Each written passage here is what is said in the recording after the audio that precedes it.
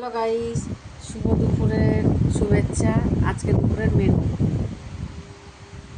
দেখা গে তারপর বলছি।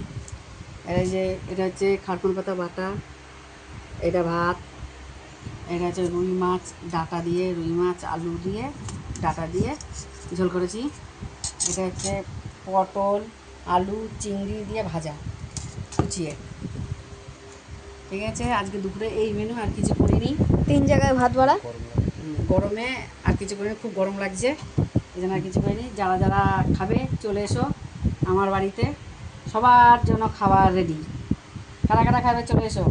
এই যে মাছের ঝোল ডাটা দিয়ে আলু দিয়ে, দেখেন মাছটা কাউটিয়ে মাছটা এই কেমন হয়েছে কমেন্ট একটু জানাবে কেমন হয়েছে, তরকারিটা দেখতে কেমন লাগছে। আর এই যে খারকুল পাতা বাটা কারা কারা খাবে চলে আসবে, আমি বেটে দেবো, সবাই খাবে। নমস্কার, টাটা।